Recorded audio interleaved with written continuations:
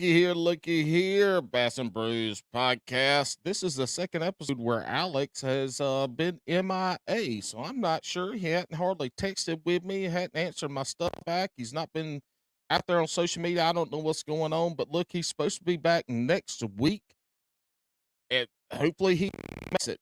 And when this podcast drops this Friday night, we have our Patreon live episode. He said he's going to be there, but I hope he is. But tonight I have a special episode for y'all.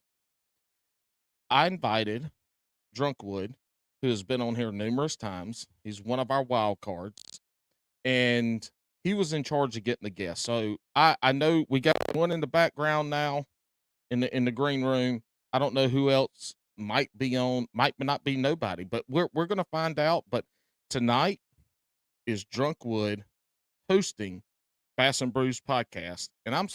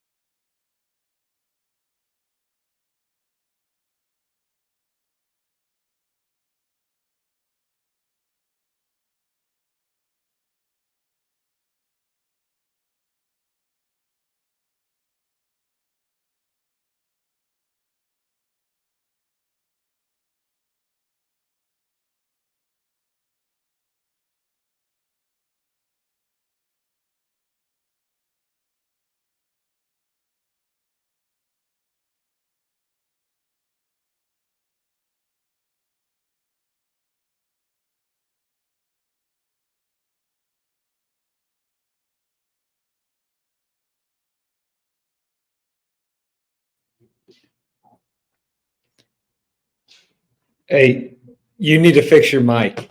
No habla. You're on mute. Who, me? No, dipshit's on mute.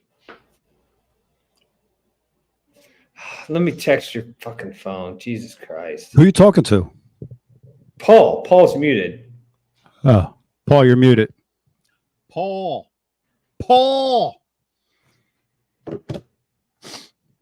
You're muted.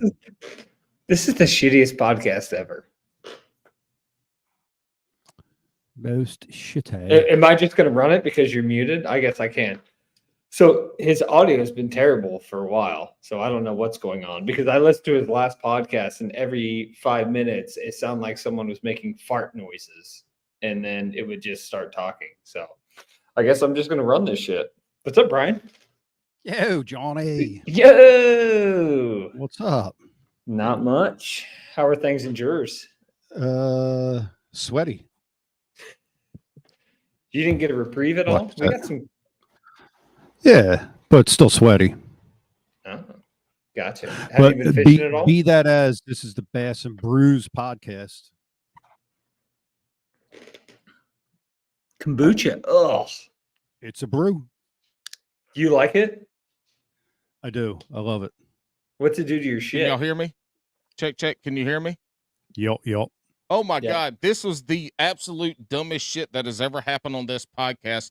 My computer died and then it just went apeshit. This is terrible. welcome to Bass and Brews, everybody. We have Drunkwood, and we have BTC AAAK Brian the Carpenter on. And if this wasn't already going to be a shit show episode, it is now because y'all had 2 minutes of nothing. It's awesome. Sounds Hey, like fellas, it sounds, how are y'all tonight? sounds like your marriage. 2 minutes and nothing. Look, we've been together since 2002 or so. So she knew what she got into. That's right. She chose this life. She did. You know what? But things have changed. I was a lot skinnier and a lot hotter back in then, but I wasn't as good looking as Drunkwood. That's all I gotta say. And Brian, you pretty good looking yourself there, Hoss. I know. Thank you. But But it's catching up to me. John, how old are you now? 41. Jesus. Turned 42 Brian in a did couple put some weeks. readers. Brian did put some readers on to look at something in the green room. So that's when you're getting old, is when you gotta throw some readers on. I mean, I can't see shit. Oh, Like and nothing. Paul, your sound still sometimes will sound like someone's going. Yeah, sometimes it doesn't sound that good. Yeah, I it have sounds no like idea someone's what's ripping off going on. parts. Look, well, hey, look, I do what I can do. I'm not Matt Pangrat. I don't know how to run this technology like he does. So Brian, you're the special guest from now. So let's get into it. Yeah, this is all you got, folks. I've sent a few other texts out. There's some people that are at the St. Lawrence right now that may pop on, may not pop on. Uh-oh. Before I get into Bass After Dark, which is what you've been running for 9-10 months? Since November. I want to ask you one question, and I want your simple thought on this. When I say the word Jeep culture, what do you think about it? Golden Retriever. Jeep culture, like the Jeeps with the ducks. And the ducks? Jeeps, like the vehicles. Yeah. You don't know about the ducks? I think I do. I feel like I've heard this. I mean, you asked me what I thought of, and I gave my answer. Apparently, it wasn't the one you wanted, but I guess apparently you're not aware about Jeep culture. So Jeep culture, these people will get Jeeps and then trick them out, and then they'll name their Jeeps and then put graphic designs of their name all over their Jeeps. And then whenever Paul's gone again. and then when, like, let's say you're at like a Walmart or something and you pull up and see someone's Jeep, you're supposed to leave a duck, like a rubber ducky on their Jeeps. And then you display all your rubber duckies in the front. Yeah, I didn't know nothing about that. A house like, I don't know, kind of catty corner out off my backyard is some like Puerto Ricans over there, and they ripped it up like 2 weeks ago. They toured up. They had a mariachi band out there, so and it was loud, but they were festive as hell, dude. No gunshots. Did you go out and dance? No, but we did creepily take a walk past, me, my wife, my one son, and they were down with Jeep culture. There was 22 or something. Like tricked out Jeeps all just lined up. Now, is your youngest, is he a senior this year or is he a junior? He is a junior in college. Your youngest is? I thought because your oldest is out of college. So he's correct, sir. Okay. Yep. Jesus Christ. You're old. Yeah. Oh, old as shit, dude. Hey, thanks for coming back, Paul. This is absolutely. You know what? If this had Paul, use your time wisely, because you probably ain't going to be much. So you can't keep coming back in and telling us about your time away. I am so glad if Alex couldn't be on during the first 10 minutes of this bitch. I'm glad it was Drunkwood in BTC, because nobody else would know how to keep this going. Look, we got somebody in the waiting room. We're ready to bring them in. Bring them in. I don't know who this is. Bring them in. I may. I've sent out the link to. Yeah. I have no idea what's going on, y'all. This is drunk. introduce me to the guests. What's up? Jeremiah, I'm Yeah. Paul. Good to meet you. This is my podcast, but Drunkwood's in charge, so I have no idea what's going on tonight. It's probably not going to be a good show. Drunkwood's not in charge as much as you think. I too sent the link out to a He few did. people. He did. Stockholm What's sent the fun- link out to a couple guys. What's funny is I almost sent this link out to Jeremiah, and then I was like, I don't know about, because then I was like, well, Paul doesn't know who he is, and then I was like, fuck it. And I'm not really a beer drinker. Oh, well, shit. There we go. Look, you and Alex can hang out. Alex's little Yeti cup of bourbon, so you're good to go. Well, introduce yourself to the Bass and Brews listeners and me, because I have no idea who you are, and let's go from there. Introduce yourself there, Jeremiah. My name's Jeremiah Eads. I'm from Indiana. Bass fish, drink whiskey, and clown around with these guys a lot. So Likes that's big about all there butts is about me. and or full lips in a big backyard. What's that? I said he likes full lips in a big backyard. I do. Do you have I a do. do you have a Zen in? Do you got a Zen in right now? No, I'm a man. I have a real habit. I chew. You got ugh. Jeremiah's Real mean men- game is real men chew. strong. It used to be. I've slacked off on the memes. I need to get back on that. Back in the Ike Live days, it was pretty strong, but Yeah, it I've was slowed down a little bit. That's true. that's how I know Jeremiah. So Jeremiah and I were keen on the early Ike Live days, and he used to provide some kick-ass memes for that. Kind So- of late Ike Live days, but Yeah. they were fun. mid So- to late. Yeah. Speaking of that, Brian, how was it to go back and do a reunion and you didn't have to be behind the camera and could actually sit on the couch like a non-peasant? That's pretty cool. Yeah. I liked it a lot. Yeah. It was a good episode. It was fun. It was just It went by like so fast. I felt like we didn't even get to talk about anything. Yeah, But it then was again, I great. was drinking and everything else. So, woo. I listened back to him like, oh, yeah, we did talk about that.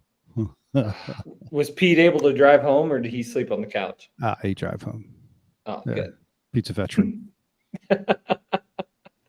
Yeah, that was cool. So what's Go the ahead. show about tonight? Just running What with it.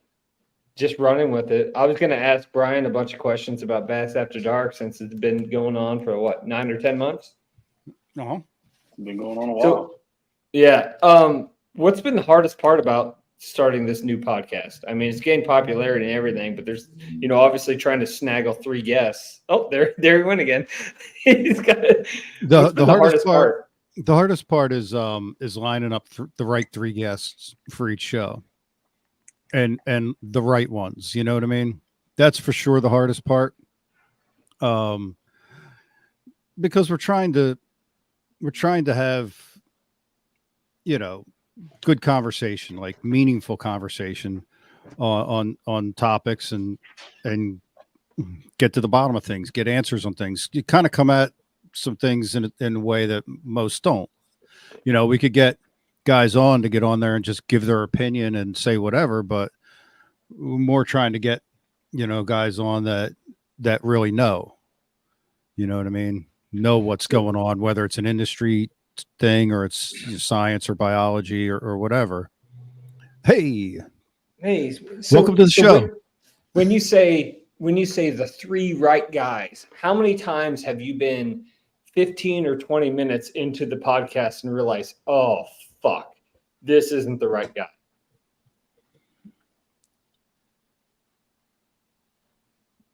Maybe a couple times. Okay. That was kind of early on, like the second one we did was a miss. Well, that was because Jacob Fouts canceled on us that morning. Oh yeah. He had COVID, and I said, wear a mask, and he didn't wear a mask and come on. He just didn't come on. Yeah. And so that put us in a spot, and there was really, for the content of that show, he was a must, an absolute must. And I replaced him last minute with Luminetti, who's a young guy, but that's about all he had in common with. So that was a mess. But I mean, for the most part, we get the people we want. There's been a couple others where I really wish we would have had a certain perspective. What was your favorite episode so far? A couple of them come to mind. The how to catch a giant bass on artificials with Josh Jones,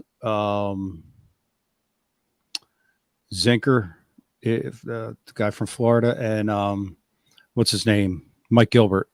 That was fun. That was really cool. Really, it's just like neat dynamic. The three personalities kind of talking on that topic and being so different. Josh Jones just going into detail and how he does it, and Mike Gilbert, he's all in his head with his philosophies, and then Jimmy Zinker's like, go where they live and throw a musky jerk bait at night.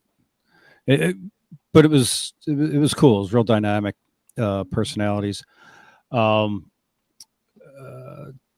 one that I think might have been my favorite was with Jimmy Leal, Jacob Wheeler, and Lee Sisson. That was the best. Yeah, the show, the main starting point of conversation for that was retrieve speeds, and Jimmy Leal's got a master's degree from Harvard in fish biomechanics, and he studies these things. I had no idea you could get a degree in that. No, neither did I, dude. Like a doctorate or something. Teaches fish how to swim. You know what I mean? It's like, but that was, and kind of learned a lesson. Like the title of that show is your retrieve up to speed, which is on par with our brand, but it doesn't sell on YouTube where you got to put thirsty titles and fake surprised faces and all that other bullshit. Caps lock's words. Yeah, everything's circled in red, and you make the Home Alone face. But that was outstanding. I mean, I think we effectively had the world's greatest angler, the world's greatest bait designer, and the world's greatest fish biologist, or close to. I mean, especially for largemouth, all talking about retrieve speeds and a lot of other things. Kind of come off of that, and that was a blast. So I will say I think I've listened to about everyone. And sometimes you'll get guys that just will take control of the conversation, and you can tell by your body language and how you do, or you sometimes get frustrated. But then you have guys like Gary Judici, who was in the last one, who was my favorite because he didn't speak that much, but when he said something, they were fucking zingers. And he was like, I don't like this guy. Yes. I hate David Dudley. And you're just like, oh, man. He was like the perfect guest because he just sat back. And the other guy, I can't remember his name, John Johnson or John, what? Johnny Johnson. Awesome. Yeah, he was awesome. That's the second time we had him on. Yeah, he was very good. He was very good this time, for sure. Yeah. And so and that's the thing is you can't have, when you have three guests on and have you and Ken, you can't have three goddamn superstars because someone's going to talk over someone and someone has to take certain places. So if you can have one great one okay one, and one that's just going to be quiet, but they're just going to throw zingers in. That's when you got me in the message board telling Brian to tell somebody shut the fuck up so somebody else could talk. That's usually what I'm doing. Yeah. Text messaging usually. You tell them to shut up so we can hear what you had to say. How frustrating is that when you just want to just tell someone to just shut up? Just so or your buddies are texting you during the podcast. How frustrating is that? It can be. That can be frustrating. I mean, I've got everything silenced, but kind of. We see you looking. We see you looking. Yeah. Oh shit, that's the wrong feature function. How'd you get Ken to bend? Because most of the podcasts now are 2+ hours to 3 hours long, and he was very adamant about only being, hour and a half, hour, and just done. He eventually bended. He bent. Yeah. Well, I mean, I think he saw it. He had to. Plus, we polled the viewers, and there was nobody that said it should be an hour and a half. No. everybody's, you kind of got to let it go where it needs to go to cover the topic. It's a learning experience. Ken's learning. I'm learning. Shit. It's gotten a little John- rough on me with the 4 a.m. wake up calls. I ain't gonna lie. I got to catch it the next day. I got to catch up the next day. Yeah, well, that's the thing. You listen to it whenever. Mm-hmm. That's funny on our side too. As Alex started this podcast, Is that the Taking the name? I farts. came on as a co-host. Yeah. Well, I came on as a co-host. We started going, hour and a half, 2 hours, 3 hours, and people liked that. And so we started. The podcast became longer and longer as it came along, and that's where we are now. Are we ready? We got another guest in the green room that's been waiting for quite a few minutes. We ready to bring him on? Yep. Surprise, surprise. I don't know who it is. Now it's going to be a party. Wonder who it is. I've said it to two other people. Oh, Damn, 5-10 minutes. Let there be light. Yes. and then you Come on, kicked him work, out. Computer, What the what fuck? are you doing? No, well, I don't know. Do you want me to just run this There he is. podcast? Going Frank! ape shit over here. I don't know what's going Uncle on. Frank. What is up, Yeah. guys? Oh my gosh. I've actually Oh been my gosh. fishing This all is day this is the today. greatest. Oh my god, did I kick him out again? No. there he is. No, just stop talking and let Frank talk. I'm No, not. I've been. Go ahead, dude. So we got sober wood, drunk wood. We're missing a couple woods. This is officially the Morning greatest wood. night. All right. So Frank, how'd anyway, you catch him? This is officially the greatest night of my podcast life right now. We have Frank's starstruck. I've been around NFL football players, and right now I'm a starstruck. This is the greatest night of my life. My computer dies in the next 5 minutes. I will die with it happy. Welcome, Frank. How are you, buddy? You didn't know that I was sitting back there waiting patiently. No, I knew, but Drunkwood and Brian and Jeremiah were having a fool, so I wanted to bring you on once everything was settled out, and so we're here right now, and I'm so excited. This is wonderful. This is great. Drunkwood, you did a good job, buddy. Alex is fired. Fuck him. No, here's the deal, okay? I probably can't mention the names of the networks, but I want to watch the Guardians play baseball, which are the Cleveland Indians always forever for me.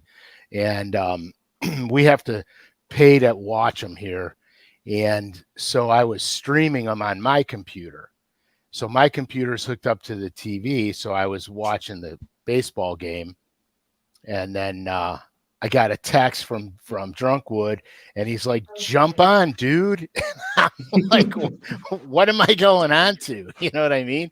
And so I didn't realize it, but I couldn't get on because my wife's watching the game on my computer on the TV. So I grabbed her laptop, and it's touch screen and everything else. So it was kind of weird for me because, technology doesn't. Who's Cleveland playing tonight? Chicago. The White Sox? No, I'm wrong. The Cubs? No. Okay, I was gonna say the White Sox are the worst team in baseball. Yeah, Yeah, no. terrible. We're beating the brakes off of them now, right now. Whoever we're Oh, playing. shit. So where'd you go fishing today? Jeremiah, do you know who Frank is? Oh yeah. All right. I've been sending pictures of your crankbaits to Jeremiah. Yeah. I Jeremiah's, actually. I'm an avid crankbait collector. Oh, Jeremiah's color got number on a- 7. he's got on a big Balsa Bagley pose, like just buying everything off Facebook Marketplace lately. Just eBay. trying to create a collection. I've had a collection for a while, but I've amped it up tremendously here lately. Dude, the original pose was bad to the bone. It had one tiny flaw in it. And if you overtuned it, you would crack the sleeve that the line tie runs in, and then it would never tune again. but that was a fish catching machine, that original one. You still What do you throw mean any overtune it? So when Sorry, you, Jeremiah. if you overtune a crankbait, so when you tune a crankbait, let me see. It's like tuning a fish. Yeah, it's like tuning a fish. So when you're tuning a crankbait, okay, if you, this is the bill. I got what you're saying. When you turn the line tie with your needle nose to get it lined up, you can crack. He's Yeah. drawing a picture. He's drawing a picture. So what Pose did was they ran two wires through the bill. Through the bill, Yeah. and into the line tie. So if you looked at it sideways, it would look like this. This is good shit. Okay, so if you looked at it sideways, it would look like that. So you had two pieces of wire, and then the loop would come up. The loop would come up where the bill is. So what happened was it sat in there with glue, and when you overtuned it, the two pieces of wire would separate, and then it wouldn't track anymore after that, because it would be loose, so it wouldn't track. But those baits, when you got them tuned, and they were, dude, I won a lot of money on that crankbait. Still throw any? No, I don't, because I only want the original ones, and I don't have any more, and I'm not, because Norman crankbaits is my favorite crankbait. Yeah, that was my go-to back in the Yes. day. Was Norman, DD22s, baby. Which is what I caught him on today. no shit. Yeah, DD22. Yeah, in a color that I painted called Envy. It's on N-bomb. Envy. Oh, Envy. Were you in Ohio or Pennsylvania? I cannot disclose that information. The reason I say, because the BPT is doing their team tournament on a lake that's close to Erie, Pennsylvania. I heard that news and I thought of you, and I was like, oh boy, they may be on one of Frank's spots. They're not going to be. All right, good. My guess is they're going to Presque Isle. Yeah, because with so many teams. So were you catching? I think you were catching largies today, weren't you? Oh yeah. And here's the screwed up thing. Okay, so I got there this morning, and the lake was like a mirage. It was slick, flat, mirage like. Okay, so I really used two baits today. I used the DD22, and I used a 5-inch Yum Dinger on a 1/10 ounce Ned head. And when the lake slicked off, right off the rip, I caught some on the DD22. Then the lake went goofy flat, and then the crankbait bite kind of died. I'd see him come out and chase it on forward-facing sonar. I was cranking deep grass, and I'd see him come up out of the grass, and then they turn back and go down. And so I figured that because it was so slick flat, I tried burning them as fast as I could reel it in. They wouldn't even react to it. I went to the dinger, and on the lightest stinking weight I could throw it on, and that's how I caught most of them. It was really crazy. It was crazy. And then about 11:30, that was the end of it. I didn't catch a fish. I caught one fish after 11:30. I caught everything between 9 and 11:30. Hey, I'm going to interrupt real quick, Frank. You and I have a friend together that So I have conversed with you on Instagram. I'm the one that has sent you pictures of all the old Norman stuff at this local tackle shop I had, and you told me to get the canaries. And I met a guy at a kayak tournament at Santee a couple years ago that fished the elites. And we ended up having him on the podcast because he was absolutely hilarious and fit the Bass and Brews brand. Darren Schwinkbeck. Oh yeah, Schwink, man. Shit, look, that guy was one of the best episodes we ever had because of his stories of on the Niagara River, leaving the bass the elites. He borrowed the Dude, elites. he let it. boat He and let it. He let it float, He dude. left that bitch on the water. Yeah, he let in. it float. So we call him Shipwreck. Yeah. That's our nickname for him because he broke more boats than any human being I know. But yeah, so Schwink,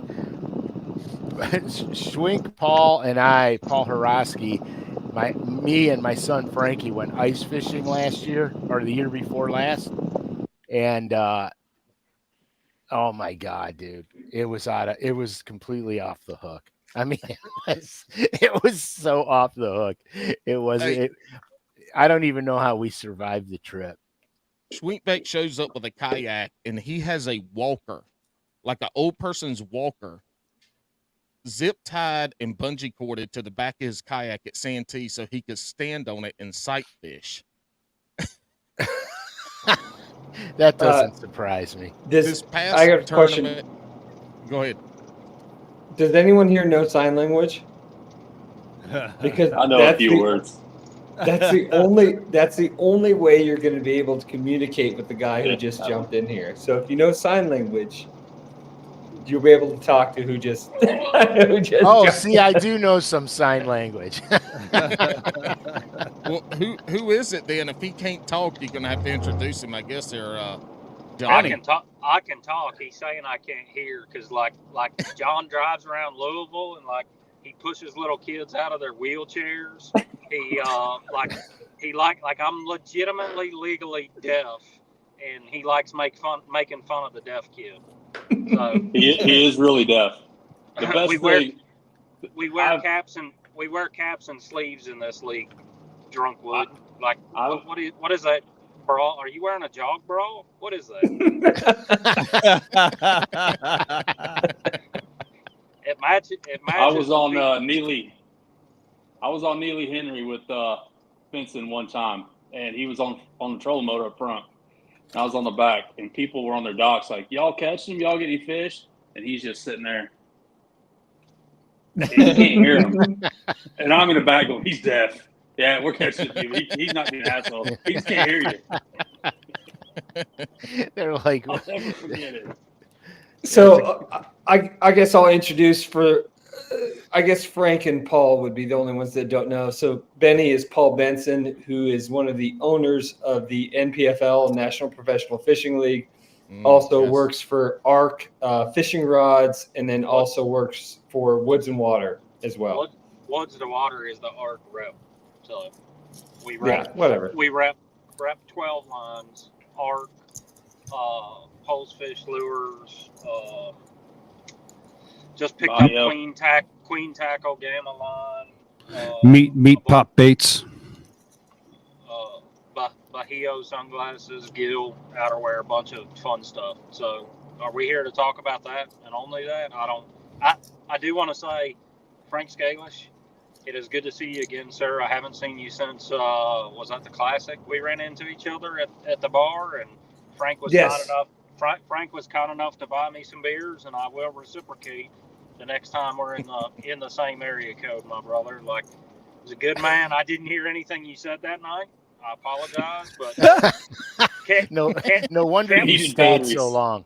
Can't wait to catch up with you when I can actually hear and comprehend what you're saying. So, Frank, you know the night he's referring to, right? Probably. I'll just give you one clue. Glitter cowboy boots and spandex. Oh yeah, I know exactly the night you're talking about. Why is it always got to be gay, John? Well, Yeah. It's always got to. So I this couldn't hear. I couldn't hear anything that night either. Yeah. I have tinnitus really bad, and it was so loud in there, it got it going, and so all I did was sit there and drink. Sounds like a normal Tuesday night for Drunkwood. Yeah, I'd love to share a boat with you or a bar stool next to you. You know, like we'll catch up sometime, Frank. A lot of respect for who you are, what you do, what you've done, all that good shit. even though you do hang out with the sorry likes of John King and Brian Stockel. Hey, that was a meeting by happen chance. Yeah, correct. What's It was going a- on tonight, fellas? We're telling old war fishing stories. Yeah. So What if originally it was just going to be Brian on, and I sent him the link, and then he sent it to some other asshole. So we were just talking about a bunch of different random topics. One of the first topics I brought up was Jeep culture, which Brian didn't know much about. I And know all about it now. Jeep he knows culture? all. Jeep culture. Yeep. Yeah, my Where girlfriend they had put- one when we got together, and if I would have known any better, I thought she's a lesbian. But I knew better. I'm glad she With sold the- that thing. With the rubber ducks and the Yeah, naming no your ducks. stuff No and ducks. the waves and all that shit. and the eyelashes on the headlights. Oh, the eyelashes, yes. Oh, Don't man. forget the eyelashes, dude. I have Yeah. never been so offended as I was yesterday. I don't remember where I was, but I saw one of these new Jeep. Is it the Gladiator? That's like the old Scrambler. Whatever the new looking Jeep is, right? I'm sorry, the new looking truck looks like it's got a truck bed on the back, right? Okay, I know Four-door what you're talking with a about. truck bed. This asshole had a camper shell on top of his truck bed for his Jeep. That's defeating the purpose a little bit, isn't it? I may have a picture of it. I took a picture to send it to Jerry.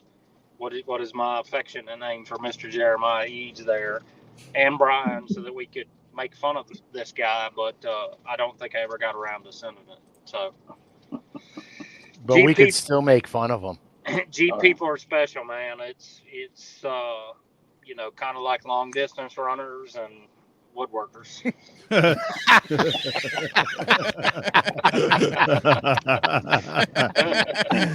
Hey, Yes. Jerry, since we're talking about random shit, I heard Frank telling a story about him and his boy and some fishing they were doing. Tell him about that fishing trip we took to Chicago. Fishing trip we took to Chicago when we went to Well, it might not have been a fishing trip. but- when we went to Lee's Global Tackle. Is that what you're talking Yes. about? Yeah, that was one of the coolest tackle shops I've ever been to in my life. Nothing but all JDM stuff. It was really, really cool. I was talking about riding around downtown Chicago, shit-faced drunk. No, that was a loaded guns in nightmare. the car. That was a nightmare. Going, He's got an going to AK. He's got an Jay's house, AK-47 in there. He's got I don't know how many pistols. We're going the wrong way. We done been drinking, but we're going the wrong way down one-way streets. And I thought for sure I was getting locked up in Chicago that night. That was pretty bad. And you'd We have were been there for drinking, a while. we were And then it drinking snowed. neck- And it snowed. the He's from guns. Atlanta. He can't drive in it. No, you can't hear or drive in snow. Oh man, it turned out to be terrible. I'm a damn Yankee. I can drive just fine in the snow. That's Yeah, I don't know. You can't. I was with you pulling Jamie Hartman's boat through Atlanta one time, and you took up all 3 lanes while you were on the phone and watching the Ike Live show at the same time. Scared. I got video of that. That's because he can't hear. He's got to watch the screen. I'm taking bad. up. Yeah. Paul, can I ask you? Reading. Paul, can I ask you a question without naming any names? Go ahead. So apparently yesterday, the BPT sent an email out saying, "Here's a list of the 35 people that are getting kicked off." How much has your phone been ringing heard over the that. past I saw- 3 or 4 months? Man, How most much of those has your guys phone been we've ringing? talking, well, it rings nonstop all the time, but like most of those guys we've had conversations with for the last 2 years. So I had a conversation with a recent BPT champion today, not about NPFL, but like fortunately I get to talk to, because of the dual role in the industry. I got to congratulate Michael, and when he said thank you, I said, really, it's not that big a deal because I expect you to win all of them. So, but all those guys, here's my issue, man. Like I have been openly critical of BPT or MLF to people in that organization. I don't openly talk about it, when they're not there or not participating. I need BPT to survive because honestly, I don't have 35 spots. I don't have 35 spots for anglers without jobs, if that makes any sense. I would love to take all of them, but at the same time, I feel like, we have to give guys the opportunity to get their start, to get their try, to get their chance. We got a lot of young guys out there that, are making their ways, making their bones. They're doing the work. They're putting in the time and all that stuff. And as much respect as I have for some of these veteran anglers, regardless of the organization that they're partnered with, it's been fun this year, like having David Fritz and Tommy Biffle involved. But at the same time, I get just as excited about some of the young guys and some of the guys that may not be as well involved. Paul, I hope they all have a place to fish next year, whether it's with me or with somebody else. But I hope we find ways to create more angler jobs in the industry down the road. Like that's the end goal for all of us, I hope. Paul, do you get as excited as Drunkwood does at the young guys? Well, now that you mention it, there is a long and lengthy process of initiation that may or may not involve me not wearing pants, but we'll talk about that another night. Hey, Brian, can I bring up the fact that how happy are you that Paul must be in Georgia because you don't hear someone saying turn left in 450 feet, turn left. Or the window rolled down. Yes. Yeah. Or the texted phone him. sat right in front of the air conditioned vent. Yeah, it's the AC vent. John, so when I jumped in here, John was quick to text me and said, hey, roll your window up. It's the AC vent is right behind my phone holder. And if I don't remember to slide it over, God dang, it's still 83 degrees here, and it's So you don't have the 9 AC o'clock on at right night. now? You don't have the AC on right now? I have the AC on blast. I have closed the vent that's directly behind the phone Let's microphone. say I hope this podcast goes for hours tonight. I've got. Hey, look, I'm down here in Raleigh, North Carolina. It's hotter than shit, and I'm in my garage. I'm not even inside an air-conditioned room. I'm in my garage right now. But Paul, I'm Paul as well. But to let you know, you got a guy from my area here, Josh Hooks, fishing in PFL this year. I want to know: are y'all gonna try to come to some of our Raleigh lakes and fish some of these big ass fish lakes around here? I mean, we putting out 30-pound bags in June at Jordan and Falls. Josh had to touch it twice to be able to fish. First of all, so I didn't ask him to touch it 3 times. That was of his own volition. I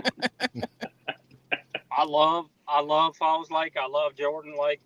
I like the Raleigh. I spent a lot of time in the Raleigh area. Hey, do we want to like Jeremiah, Brian, and John are like some of the closest people I am to the industry. I have not made this. Do y'all want a surprise official Paul Benson announcement release on the Bass and Brew Show? Go for it, Paul. This is a big life deal. I will be a resident of Raleigh in 2 years. All right. So I'm moving. Hey-o. I'm moving to Raleigh. To answer your question, yes, I would love to be at Jordan. I have had talks with multiple. I call them CVBs, tourism boards. Essentially, we deal with conventioner and visitor bureaus to bring tournaments to the areas. I've had conversations in your backyard. We continue to have conversations in your backyard. I have a lot of respect for the fishing in that Raleigh area. Anywhere but High Rock. I'm not going back to High Rock. It's Fat Cat would murder me if I took us to High Rock. What about Kentucky Lake, Paul? Can we see Kentucky Lake on the schedule next year? Yes. Come on, man. Possibly, maybe. Oh, I don't. Wait, you said next year. Like I'm scheduling out to 2027. We have not announced the schedule for 2025. I would say that due to the signed contractual commitments that we have already, Kentucky Lake may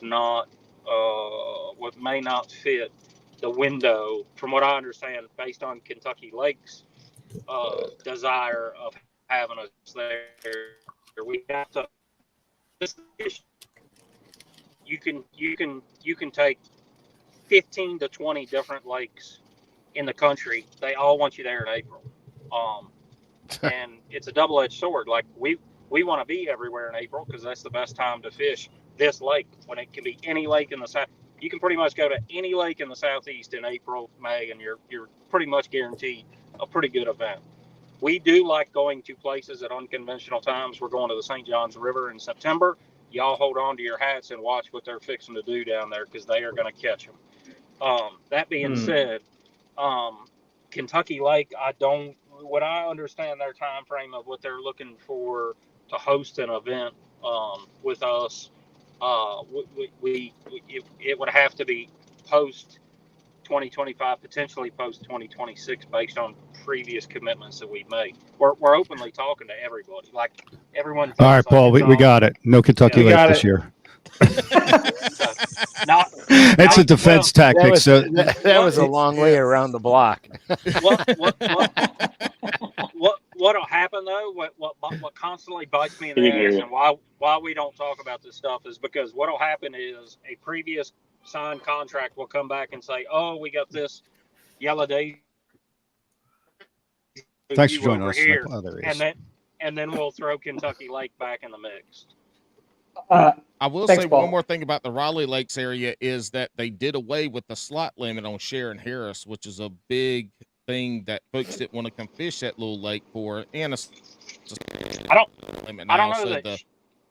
don't know that Sharon Harris has the acreage. What's the total acreage? It doesn't. Gotcha. No, it doesn't. It's too small. And I mean, it's small anyway, but then you can't even fish 2 creeks of it because they're up around the plant. But it's a completely different lake than Jordan and Falls, which makes it a fun little time around there. I actually know the head of security at that nuclear plant, and we could do something over there. But anyways, Sharon Harris might be a good option for a championship in the future, as that's a 40 boat event, not a 130 boat event. That's right. Brian, you got to go, or can you stick around? I'm still here. All right. Frank, I got a question for you. So you've been doing drops on LureNet. So I don't know if you guys know, I've been sharing photos with Jeremiah. So Frank's been doing custom, about 600 crankbaits? God almighty, I have no idea. 600 per drop. Oh, yeah. That. The quantity. I thought you meant how many colors have I made already? Oh, no, it's ridiculous. So has everyone been selling out every time you drop one, whether it be a Bagley or the last one was a Bandit 200 and Rusty Craw? Have they all been selling out? Yeah. So is LureNet like just delivering truckloads of money at your door?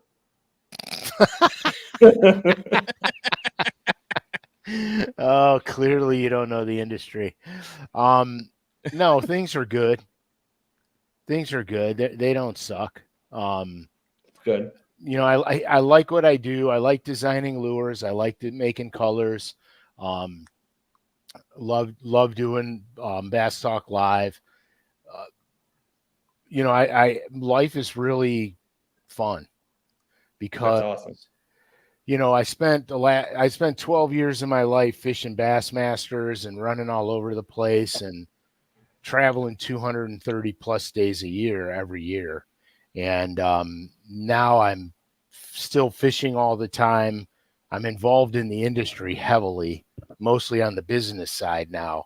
But I'm still fishing all the time, doing videos. It's almost like living like you're retired. You know what I mean? Yeah. You're not allowed to say the R word on this podcast. Where can we see all those videos, Frank? Like where do folks find you on all of the social media channels? LureNet YouTube. We'll have them. Awesome. And so then are you doing anything with Great Lakes Finesse? Because they've blown up in the past year. Great Lakes Finesse is a very amazing product because they found a need, they filled the need, they mastered the need. And their whole system is just spot on. Why the hell is a company out of Arkansas called Great Lakes Finesse? Well, they're actually on the Canadian border. Their sweatshop no- is in Arkansas. Oh, okay. I picked up a package of their stuff the other day. Their package does say Arkansas, right? Right. Okay, gotcha. I'm making sure I'm talking about the right company. You are. Yeah. I asked that. I picked it up the other day in a shop. I'm like, holy crap! It was in Just Fishing in Virginia, Bristol, Virginia, Yeah. and stuff looked good. And I'm like, what's this stuff? And when I looked at it, I'm like, because I'm originally from the Great Lakes, the area. I'm from Columbus, Ohio, but fished Erie a bunch as a kid. Walleye fish, good fishing, meat fishing. But their stuff looked very, very good. Packaging was good. Product looked good. So all that stuff. That finesse curl's legit. I tore him up on St. Clair with that. Yeah. about a month ago. That's That's for legit. real. That's for real. And I like to team it up with the stealth football head. Yeah, that I they was have. throwing a football head myself with them. Different And manufacturer, but yeah, it's a good one. Yeah, it's banging. I mean, like you wouldn't take it to Texas, you know what I No. mean? Yeah. But when you start getting into clear spotted bass lakes, clear smallmouth waters, you can't hardly beat it. Yeah, it was very effective. Yeah. So if you weren't living, like, let's say, for example, you get on a whim, tell your wife you're leaving her, and you're going to move to some place where you can fish for the rest of your life, where are you living? Oh, and you get a blonde with big old titties too. Sorry, I'll throw that in next. Not Louisville, Kentucky. I can tell you that. No, That's true. I would lean towards. I like North Carolina, but at the same token, I kind of like my problem is this, okay? Some of my favorite lakes are so far apart from each other that I can't live in one place and fish them. Because to be honest with you, Champlain is my favorite lake. Hell yeah. And I love Table Rock. And so right away I'm doing the split. There's lakes in North Carolina that I really like. Norman's been really good to me over the years. I've never fished Jordan. My son lives in Raleigh. I was actually looking for a place near Lake Jordan, to be honest with you. And there's things going on right now, so I can't really pick up and leave yet. Pittsburgh's a dump. Lots of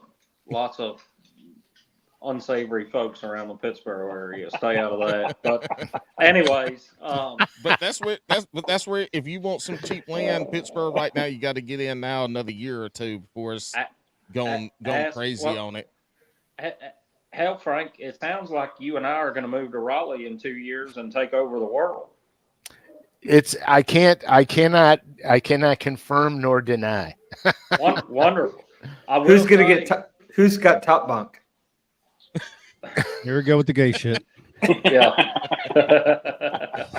I will say where I'm at in Northwest Georgia, and Jeremiah's come down and he's one of the few people that's taken me up to come down and like, hey, let's go on a little fishing tour.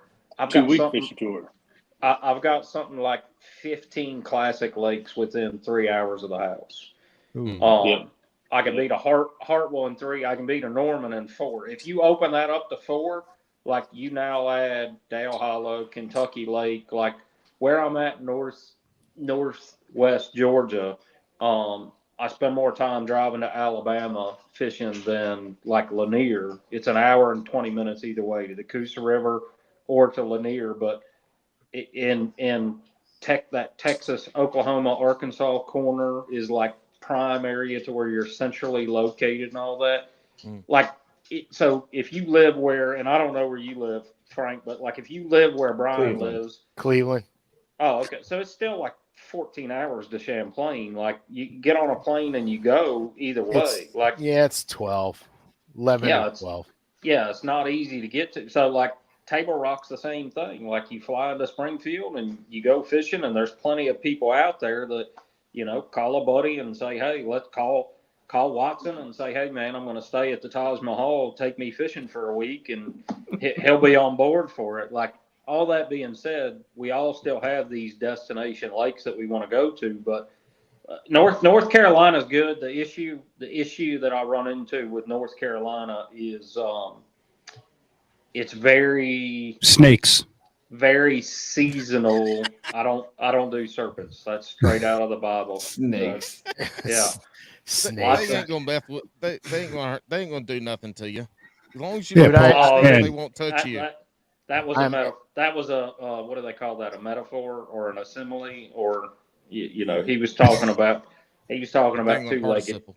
two-legged snakes. But anyways, like North Carolina is a good area, but the fishing that I've done in North Carolina, it's very seasonal. Like Georgia, Alabama, into Tennessee and everything. Like, if you live in that East Tennessee region where a lot of guys are moving, you got warm water, shallow flipping lakes that nobody talks about, like Nickajack. But you also have Douglas and Cherokee, where you can go there in the dead of winter and treat it like Dale Hollow and still catch a pile of fish, or just go to Dale Hollow. Percy Priest, Tim's Ford. Well, I fished Lake Norman a lot, and a lot of the fishing I did on Norman was in the winter. And spotted bass can be caught in the winter. What the hell? So can the largemouth. I mean, Yeah, Paul. But the thing about it is that Norman has gone through a couple of changes, because in the beginning it was all largemouth, and you would catch every now and then you'd catch a tiny spotted bass. Then it became just polluted with 12 to 13 inch spots, and then if you caught a limit of largemouth, it was 7 pound limit. They're 14-inch fish and they're 1.9 pounds. And then the largemouth started getting heavy, and then spotted bass took over everything. And then it was, if you weren't fishing for spots, you weren't cashing checks. And now it's reversed. If you're not fishing for largemouth, you got to have a couple of big ones in there, or you're not cashing. Bro, if you want a fun, like, Friday evening, get into one of those like low key Norman only Hookers. social media groups, and bring up the spotted bass largemouth debate, and it gets so sideways so fast. Like, oh yeah, it's a very cancerous area in relation to that. Well, but when the explosion happened too, they had a very prevalent population of blueback herring. Yeah, they still have some blueback herring in the lake, but for the most part, the bluebacks are not. They're died back a lot from what it used to be like. Is that a good thing for fishing, or what's your take on blueback? As long as they got a good shad base. Be it gizzard shad, threadfin, or whatever, you're following the bait anyway. But the bluebacks made things so predictable because they blueback herring. I did a whole entire deep dive show on the blueback herring, but the blueback herring, they have very distinct movements of migration at water temperatures, times of year, where they winter, where they spend time in the summer, and so is someone at a diner? Is someone at a diner and that's Benson. I think he's doing a bathroom remodel or something. He just muted it.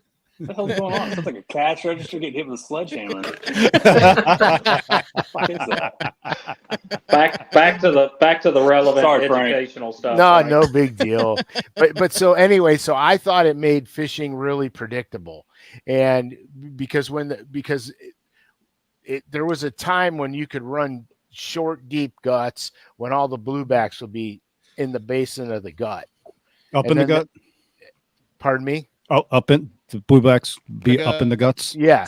And where the basin, where the guts V out, and they got a deep trench. The bluebacks would go in there, the bass would run them up. And it was real predictable, and we could literally catch them cranking all year long, running running the bluebacks, and then the topwater bites during their spawn would be off the hook. But it's different now. And I noticed the difference because I fish there a lot. I have one of my closest friends lives there, and I've been fishing that lake for decades, and I've noticed the difference now, where because I like to target the spotted bass back in the day because I used to catch good ones, and now it's like, not, oh crap, I got to go fish for largemouth, but oh crap, I got to go fish for largemouth because I like structure fishing. I don't want to go to the bank if I don't have to go to the bank. And where are you finding these largemouth on Norman then? Are you going up in the river, or are they down in the main guts. lake towards the dam? The guts. No, Oh, you it's could in the find the largemouth anywhere. Each section of that lake fishes differently. So you literally have to treat that place like 3 separate bodies of water. The crazy thing about Norman is one part of the lake will be going off and the other part won't. And if you're in the wrong part of the lake, nada. It's the strangest place I've ever seen. You can't duplicate the pattern from one end to the other. It's very segmented. I got a chance to fish.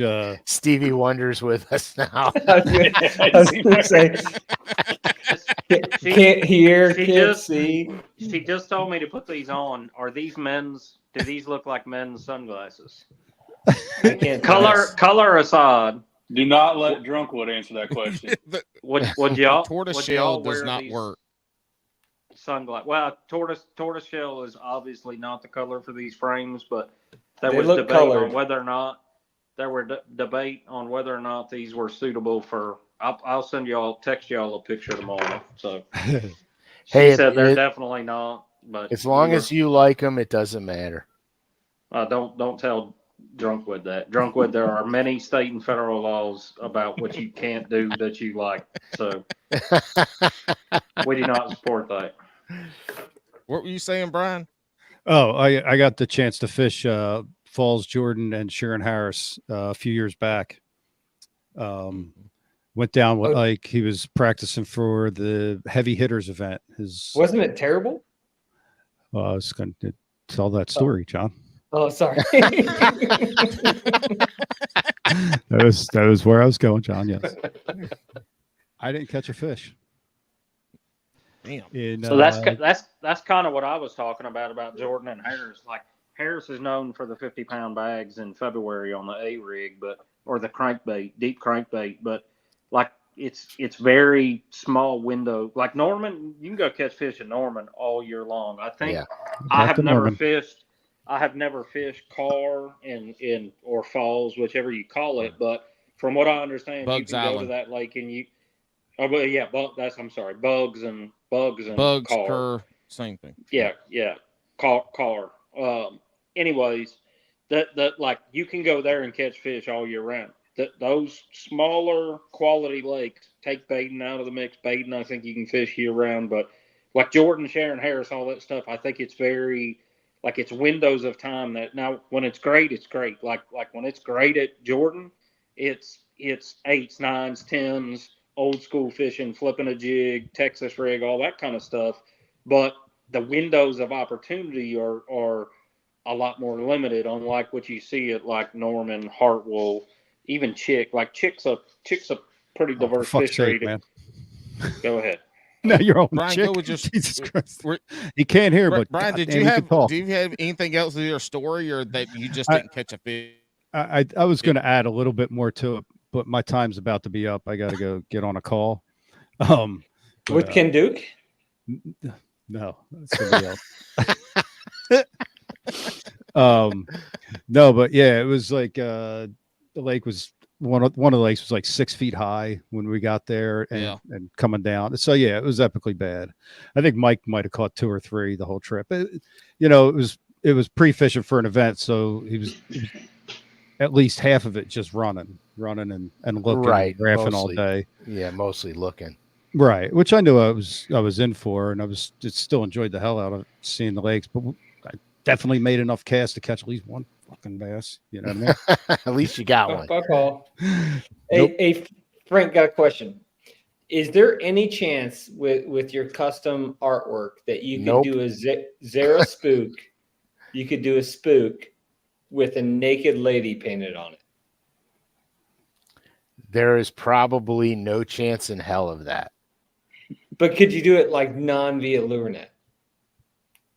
All right, I got to jump off, guys. All right. Adios, See, my Brian. man. Hey, good seeing everybody. Paul, good hearing you.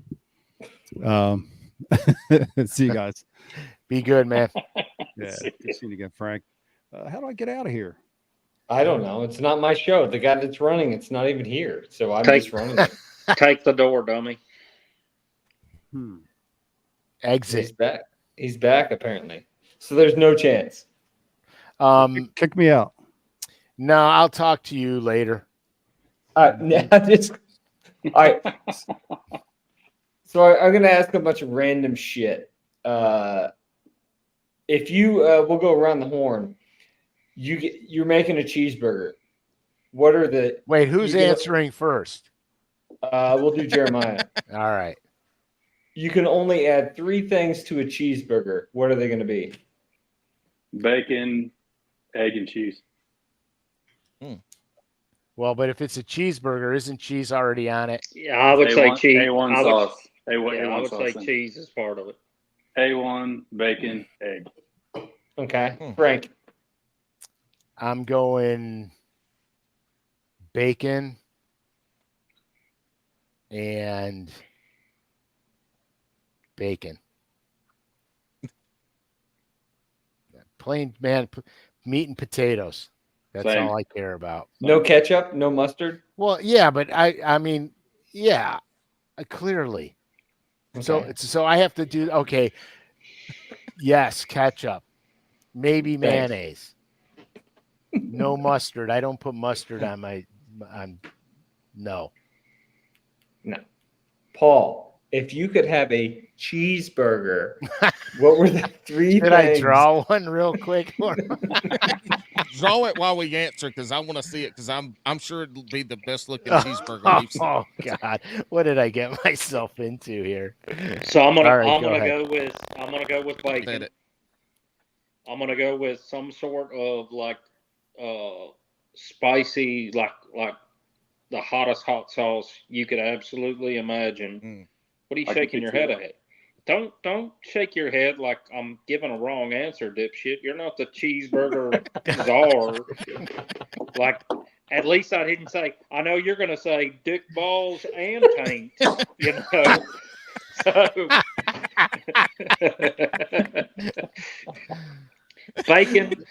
bacon, hot sauce, and it goes a couple different directions based on what kind of hot sauce you go with. But I like a good grilled mushroom. It has to be the right kind. Oh of mushroom. yeah, shit, man, I forgot mushrooms. Like if it's a portobello, you know, like a big, I guess you could put morels or something on there, but mushrooms would be good, especially if it's Swiss cheese. Do we get to pick the cheese? Yeah, you get to pick the cheese. Yeah. I mean, in my opinion, nothing beats the plastic American. I Nothing kind of mel- agree with. I kind of agree with the American cheese, man. Yeah. Pepper Nothing jack. melts like American. But I can't believe I forgot mushrooms. That pisses me off. What about you, Paul Soberwood? I'm gonna go. Always bacon, but everybody else has said bacon. But I'm gonna go mushrooms. I'm gonna go raw Vidalia onion, and then I'm gonna put a thin slice of pan fried ham or bologna. Okay. You know, What's wrong with that? Drunk? What's wrong with that? Why do you give me that? no, that's good. I understand. There you go. There's your cheeseburger. Cheeseburger in like 20 seconds, and that's definitely American cheese. It's definitely good. American cheese, dude. No one said pickles. Yeah, you know, I mean, I don't. Pickles. No one said onions. I mean, you said Vidalia onions. But that's a fucking onion. You said onions. Yeah. Yeah, you were specific. Vidalia's fucking specific. I kind of screwed that one up because mushrooms for sure, some hot pepper stuff for sure. Okay. All right, No. What are Jeremiah. we doing? No, Drunkwood, you got to answer the question too. Don't I just over here said. talk shit about us. He Ameri- wants 2 pickles, you know, and he's not gonna. Or one the right size. If you've never seen him eat a pickle, he does not chew all the way to the knuckles. Yeah, all the way to the knuckles. Pickle, boy. onions, and bacon.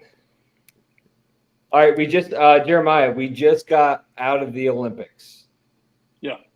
What was okay? 2 things. What was your favorite part about the Olympics? And if you were to do any Olympic event that was legit, what would it be? If I was to do anything in the Olympics, it'd be archery. And I don't know, that breakdancing shit was pretty funny. It was pretty funny. I'm 48. Breakdancing was prime when I was younger. That was pretty funny. I don't think that should be an Olympic event. Me either. It's not anymore. They killed it. This was They killed it. Year. This was the girl from Australia killed it. It will not be in 2028. Can you imagine? I think I sent this to Jeremiah and Stockel one night late when I was in the Devil's Lettuce there. But can you imagine being the only dude to ever win the gold medal for breakdancing? You have to spend the rest of your life convincing people to Google that breakdancing was an event, and you were the dude that won the gold medal. like the next 80 years, you're like, yeah, man, I got a gold medal in the Olympics, and they're like, for what? And you're like, breaking, and they're like, oh, bullshit. Yeah, get the fuck out of here. But what's the saddest part about that is they would never know your name, but they're gonna know the lady from Australia, Ray Gunn, who got a 0 in all 3 of her competitions. They're gonna know her name and not the gold medalist. What about the pole vaulter? Drunkwood, I'm surprised you weren't all over that one. That's his favorite part. He was waiting to get around. He was waiting to get around. It's not his turn yet. Oh, you're talking about the dude who got That's his the pickle junk he was cut talking on about the thing. earlier. How'd you like to be that? And after that, his Instagram got 100,000 more followers. Well, and that's the thing. The Olympic Village is basically just like a free-for-all for sex. They all just have sex with each other. So I'm sure that guy's door is just getting beat down. that and the rugby girl from the USA, Alana, she's awesome. Easy. That was my favorite. I had a tie for my favorite between Snoop Dogg and the Alana Meyer chick, however you say her name. She was my number one. She's funny as shit. Like, I started following her Instagram after it. She's a goddamn riot. But I would probably say Snoop was my favorite thing about the Olympics. And in relation to the sports side of it, like, does it have to be something like I could actually like remotely compete in, or like is this like what I would like to do? Whatever you want to. Yeah, whatever you want. I would love to be able to do some of that platform diving stuff. Like, it just seems like those folks have it together. I figured you would just say, like, during the national anthem, you would do the sign language for everyone since they can't hear. I don't even know sign language, dickhead. Oh boy. Hey, I did want to add one thing. I forgot. The opening performance from Gojira for the Olympics was pretty good. I've seen them live several times. It was good. A lot of people got introduced to them right, for the Olympics, but I was familiar with the band, so that was pretty cool. What was the band? Gojira. Yeah, they're from France. Basically, like someone who'd kick the shit out of Metallica. They're pretty good. I listen to gangster rap, so. What about you, Paul? I just said mine. Oh, just kidding. God dang! I hope that's not my stomach. You're Benny. I'm Paul. I'm Soberwood. So you know what? You can tell Drunkwood cannot host a. That's coming from You're you. off. That's coming from you. I told you about this on your last My podcast. wife's a It sounds like gymnast. I someone's farting. Nobody asked you. I'll kick you out. And then I'm not sure what would happen because I might get kicked out too. Anyway, my wife's a gymnast. I love gymnastics. So gymnastics is my favorite part of it. And then if I had to do a sport, it would be the 400 meters because I would dive at the finish line, even though I'd probably be 200 meters behind everybody else, but I'd run my heart out just to do it. That's fair. That's fair. Jesus Christ. Go ahead. Me? Yeah. I think Frank's the last Okay, one. so Yeah. I used to dive in high school. Muff dive? Is that why your head's bald? Yeah, That exactly. clean entry? That's right. Stealth. Well, if you saw me in high school, dude, I had it, hair down to here and the whole 9 yards. But anyway, I liked a lot of the Olympics, but the thing that impressed me the most was the women's 400 relay. Mhm. They whooped their ass, dude. Yeah, they I did. think they've won every year for like the last how many years? We were so far in the lead that when they showed her, you couldn't see another runner. They had to back way out so you could see the whole track. That's how far in the lead we were. It was insanity. It was impressive, actually. Nice. So my next question, the elites are currently on St. Lawrence. They start tomorrow. Will we see over 100 pounds of smallmouth weighed in? The weather's supposed to be great tomorrow and Friday, 15-mile-an-hour winds on Saturday. Frank, go ahead. 4-day event? 4-day event. Yes. I mean, Kyle Patrick just caught an 8-pound, 1-ounce smallmouth. A lot of 6s and 7s have been shown. Yeah, you're gonna see it. I would venture to say you're probably gonna see. I'd say you'd probably see 110. 110. Shit. Real quick to interject and to get Frank's perspective on this. 20 years ago, early 2000s, would these northern lakes be putting out the class size smallmouth that they're putting out now? Were they there and they just weren't fishing them, or is that just something that came around with the gobies and? No, they were there. They were there. They just didn't get the pressure. Now now to be honest with you, our electronic technology is so far from what it used to be. I mean, when I fished Lake Erie, I grew up fishing it with a paper map, a compass, a ruler, and a protractor.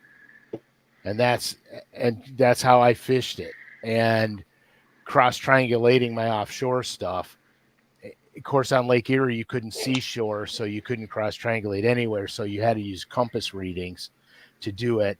And then as the electronics got more sophisticated, then you could start finding more isolated little stuff. You didn't have to stay on main structural elements that's on every shipping map. And fishing here, look, I'll be honest with you. When I fished Lake Erie back in the day, in the 90s,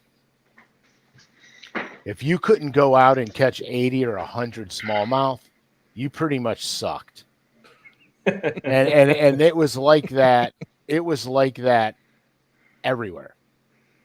The United States side of the lake, the Canadian side of the lake, the islands, it was like that everywhere. And over the course of the years, the Ohio shoreline, I say shoreline, but you're not on the bank. But the Ohio side, it doesn't fish 1/10 of what it used to be. It's not 1/10 of what it used to be. Now we're seeing much bigger weights, but the weights aren't spread all the way down the field anymore.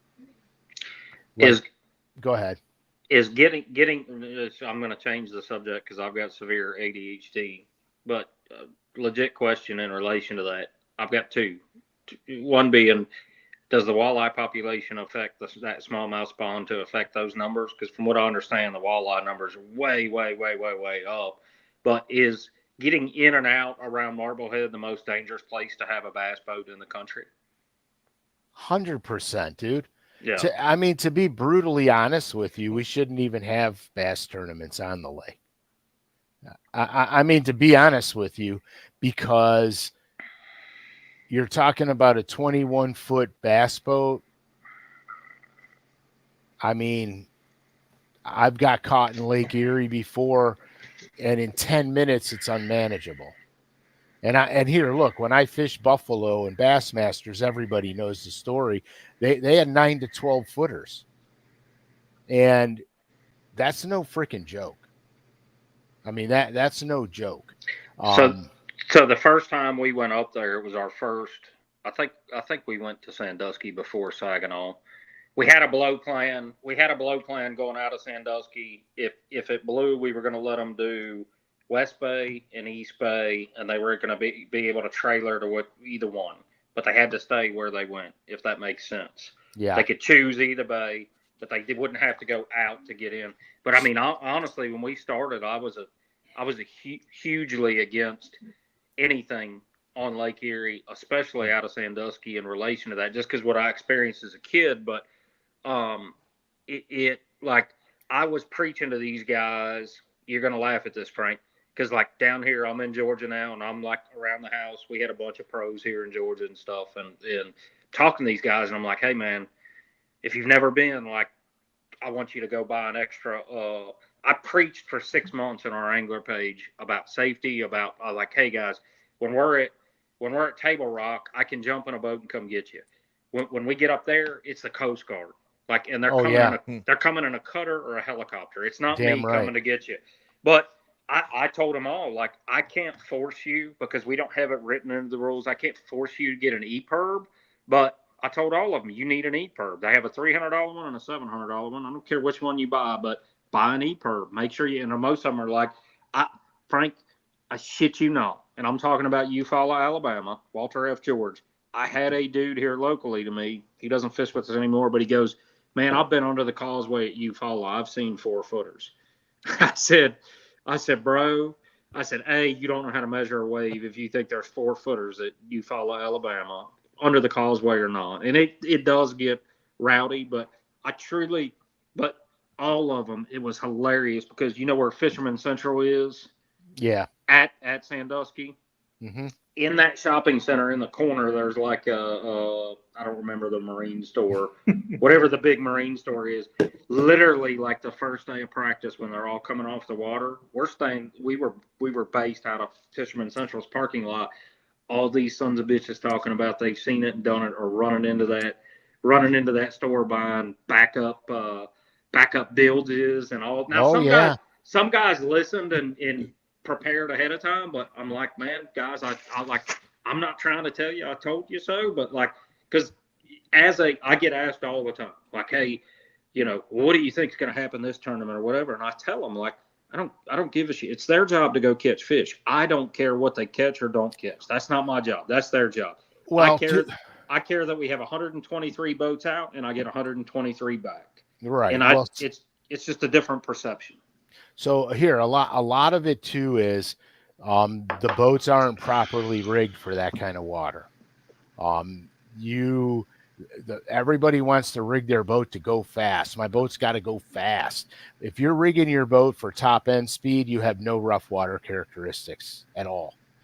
You need a different prop. You got to drop your jack plate. That's why hydraulic plates are so good. I have a rough water prop that Hydromotive Engineering and I designed. It's a 5-bladed prop. It's specifically designed for big waves, big water. I mean, this stuff is what makes you get back. This is what helps you get back when the weather turns bad. Anytime I'm on that lake, I put my 5-blade on. I don't even monkey around. I don't care if the weather says it's going to be slick flat for 4 days. I don't care. I'll take the loss of speed, because with the 5-blade, you're going to lose some speed. It's like think of it like a big sprocket on a dirt bike. It's all power. So it always keeps you moving forward. I can get my boat on plane at like 11 or 12 miles an hour. The whole boat's on plane. I can put the nose of the boat anywhere I want it at any given time. It's like what your bass boat turns into on the big lake when in big waves with that 5-blade. It's almost like a jet ski. You've got way more control. You could do what you.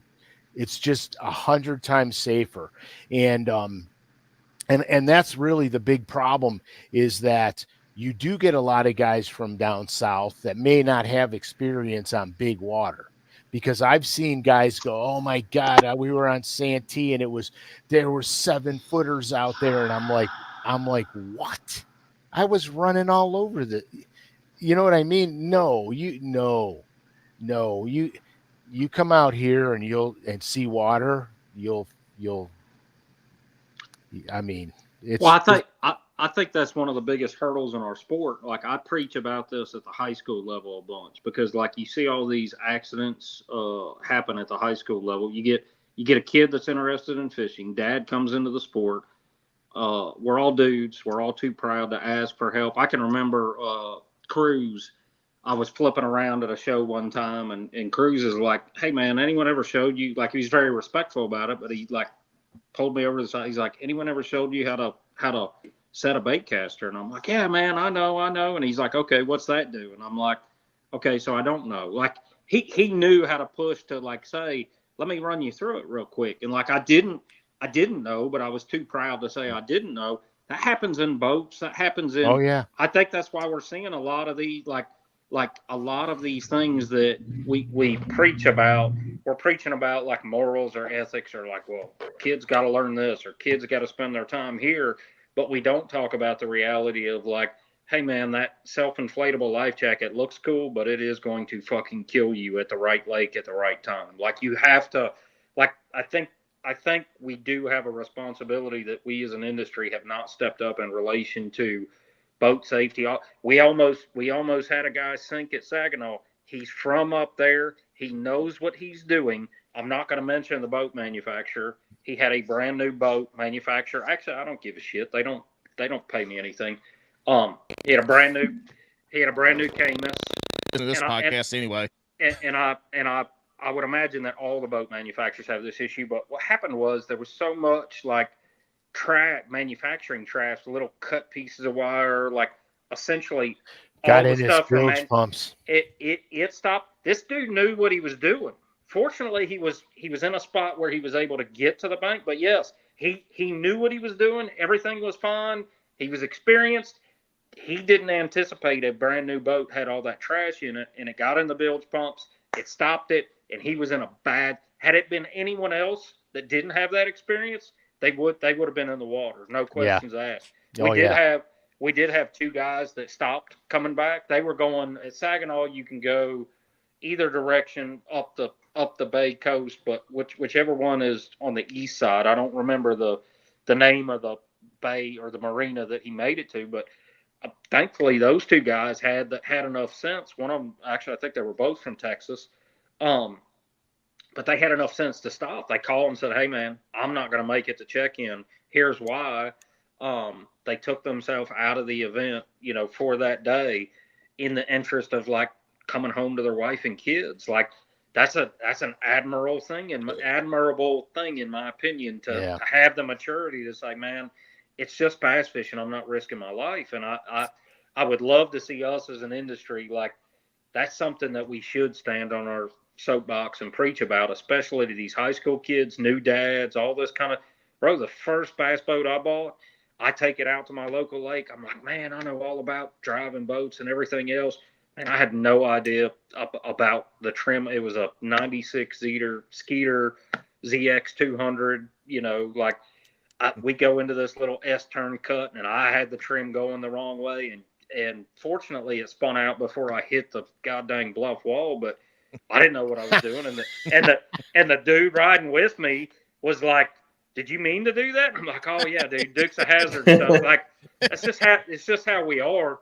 I know that historically this industry is all about secrets. It's all about keeping everything to ourselves. It's all about like people learning stuff. I do wish as we continue to grow and expand. I say the same thing on the high school front when we get into like industry circles.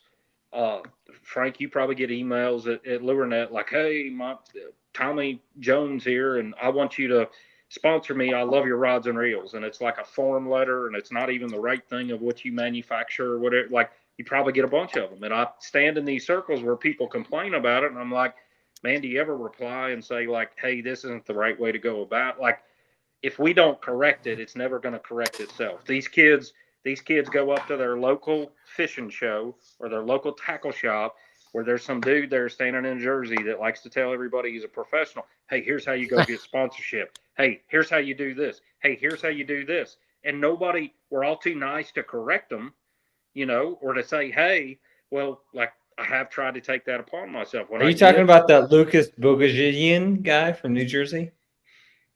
I don't know what that's Brian's area. I don't Bogo know. Bates. Bogo Bates. I've seen a couple Instagram posts that I've poked fun at and made fun of, but the problem though, take this. If that dude's talking to 15 high schools out there, because that's what he sells his sponsors, who's going behind him and correcting like, hey guys, this might not be the right way to do this. Does that make sense? Mm-hmm. No, 100%. It's not our job, but at the same time, like if I see somebody backing in a bass boat, and I see that they're struggling, like I try to find a way to like, hey guys, how experienced are you? Would you? And part of the issue is like, man, I don't want to be out there fishing with somebody else and them run my ass over because they don't know what they're doing. Oh yeah. Well, I mean, with my kid, with Frankie, I mean, he started out in an aluminum boat with, I think, a 90 or a 60 horse on it. And then gradually got into a bigger and bigger machine. Because a high performance bass boat for a high school kid who's never really been in a boat, a boat that could run 70 miles an hour, that's a whole different animal. I mean, here they did a thing at 100 yards apart. So if you've got a divider and you got 100 yards to the left of it and 100 yards to the right of it, two boats going 60 miles an hour, 60 miles an hour, will collide in less than 3 seconds. Jeremiah got run over, 2 years ago? Yeah, 2 years ago. Tell that story. Yeah, I got hit by a pleasure boater. What's that? I said, tell that story. I was fishing after work one evening on a local lake here at the house, and I was moving from one spot to another, and there's two jet skis were out there jackassing around, chasing some kind of open bow boat. I don't know what I was so pissed I didn't pay attention, but they were all together, and I seen them behind me over the side, and they were behind me. Everything was fine, and they were a couple hundred yards behind me. And there's a cut that comes out. I'm driving. I'm only going about 35, 40 mile an hour because it was pretty rough out there. And there was a lot of pleasure boaters, tubers, and whatnot. And looked over towards the other cut, make sure no one's coming out. And about that time I looked back over, the jet ski's doing one of these numbers, looking behind him, coming right in front of me. So I got off of it and turned as hard as I could. And here come the other boat. They're right behind him and hit me right in the side, spun me around, cracked the hull. Yeah. Head hit the side of the gun, went flying around. Yeah, it was pretty. I was hot. What was the whole deal on the insurance? Like I don't know what you can and can't say due to the. Well, I think it's all done now. Yeah, stay away from Progressive. I can tell you to stay away from Progressive Insurance. I'll tell you that. Careful now, bro. God dang. Dang. I was like, don't they sponsor NPFL? Bleep that out. Bleep that out. Cut that. Sorry. I'm sorry, we don't edit shit on this podcast. Sorry. Oh, sorry. They talk a good game until they insure both parties. They talk a real good game. Oh.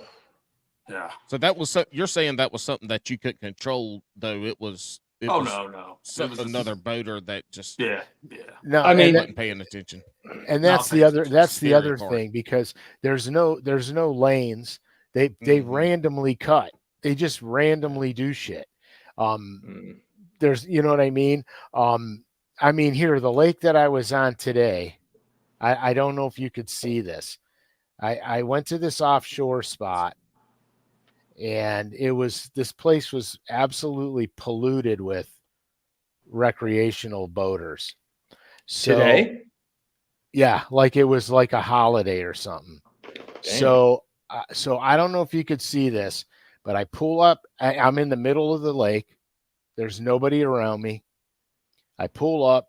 It's an underwater, island. I pull up on it, and I'm starting to fish around it. This pontoon boat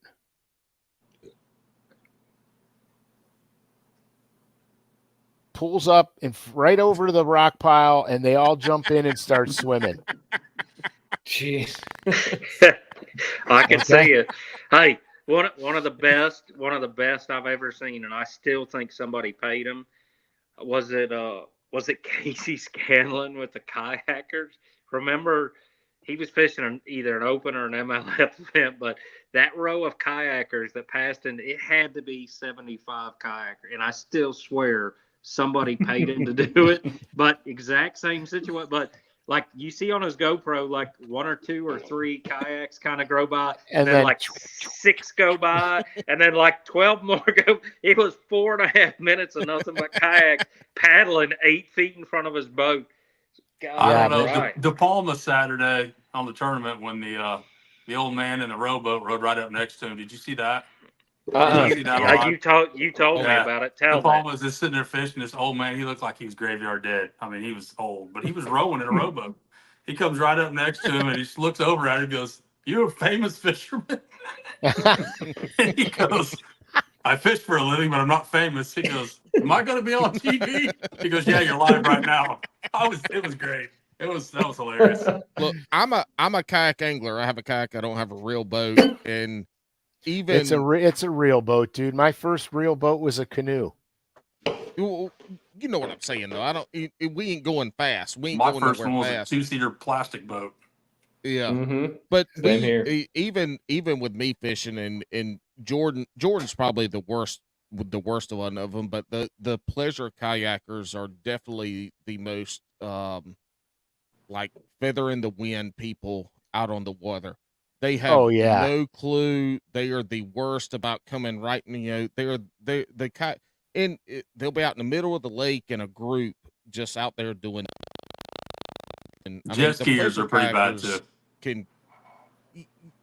Yeah, but they're not they're sitting in the horrible. middle of the lake running targets. But both of those, fishing. They're the bikers of the lake. I was fishing Saturday. I took a buddy, and we were fishing a bridge, and I was maybe 40 yards off the bank fishing riprap, cranking DT16s, and one of them came right between me and the bank because I'm casting. He just cruised right through there. I was. They do that. They do that here too. So do the pontoon boats. All they do is they go around the perimeter of the lake over and over and over again. You'll see the guy go by, and then 20 minutes later he comes back, and then it's like I'm like, dude, you know what I mean? I mean, you got the whole lake behind me. You got to go between me and what I'm fishing. I went off on the guy big time. I went off. We had an incident on one of my lakes a couple Saturdays ago. Paul, I can hear all your crickets and frogs. Thanks. And we had an incident because it gets so hot here. We have a lot of night tournaments. Well, some pontoon boat, bunch of people drinking, decides to shut off all the lights on the pontoon boat. Because apparently they said someone had to pee or something. So they shut off all the lights, and they're in the middle of the lake. This bass boat comes run through and just cuts it in two and ends up killing 2 people. The guy in the bass boat were fine, but they had 8 passengers on the pontoon boat. It killed 2 of them, and one of them had just got out of prison for boat manslaughter. So Okay. that's how karma. That's how karma works. That's kind of ironic. Yeah. But here, But I'm Frank, gonna say something and probably make haters. What's the bass boat dude doing running balls to the wall at night? Yeah, it's illegal here in Indiana. You can't do that here. Yeah, it was 10 mile an it hour. was a night tournament, so who knows what they were doing? But yeah, they were going balls to the wall. At exactly. I mean, he's not innocent. The bass boat Yeah. guy's not innocent in that case. Yeah. I mean, that's driver error. That's stupidity. It's the same thing on the Ohio River, dude. We'd have fog delays. The fog would be so thick you couldn't see the trolling motor on the front of your boat. Mm. And they let us go, and you hear guys running. Mm. It's like Mm-mm. you can't see 5 feet in front of you. Mm-mm. So to put a cap on, so one thing, this isn't my podcast, but one entity yeah, it of this is. It's your podcast podcast tonight, buddy. is You've done a they great job. do this thing called marry, fuck, and kill. And you get 3 choices. So Frank, you either have to marry one, you have to fuck one, or you have to kill one. And your options are aliens, Bigfoot, or Loch Ness. Jesus Christ. Well, if I saw Bigfoot, I surely wouldn't kill it because I would be more famous. So you're not killing this, okay? All right, I fell for it. Whatever. No. This is for real. So answer. No, it's a game they do. Yeah, this is a game that we do on the podcast. So Oh, Jesus Christ. you gotta marry one, fuck one, Uncle Frank.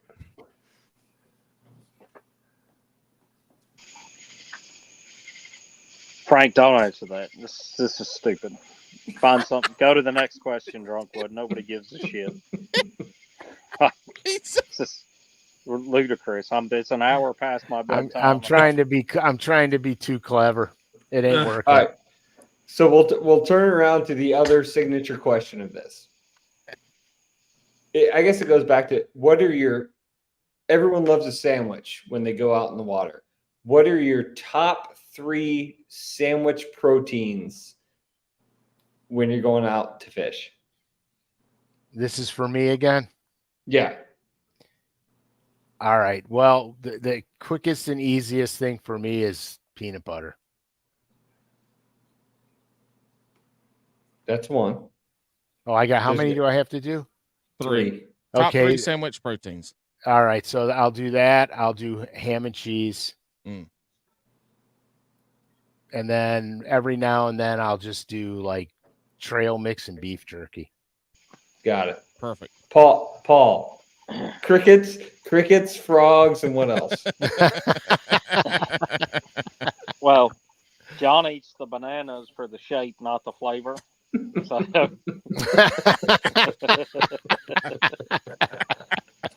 I don't eat sandwiches. That's beneath me. Christ. I'm surprised you didn't say like Vienna weenies or Vienna sausages, them little things in a can. Then He get likes Venus Vienna sausages, sausages. sardines, and Oh, and I spam. eat them. I grew up poor. I eat anything. So He likes Vienna sausages. The Lutlands. I buy Jeremiah. I buy them just to suck on them.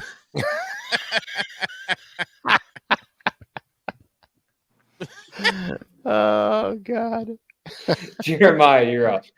I don't eat a lot of sandwiches. When Jessica goes with me, she's about the sandwiches. She'll make sandwiches and stuff. Me, I like the Jack Link's beef and cheese that you buy at Costco. They're in the cold section, like the real beef and cheese. I like those. Yeah. Mhm. I like cashews, and occasionally. Did you ever some eat it jerky. from the back? What's that? Did you ever eat it from the back? Not well.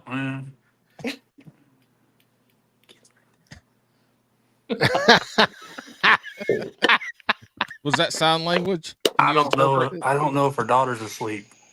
That means she's sitting right across from him in the same room. She's That's why upstairs. That's why I came back out with the frogs and everything because I'm talking so daggum loud. I got vanished. I was told to go to my office, but the lights don't work. Switch went out today.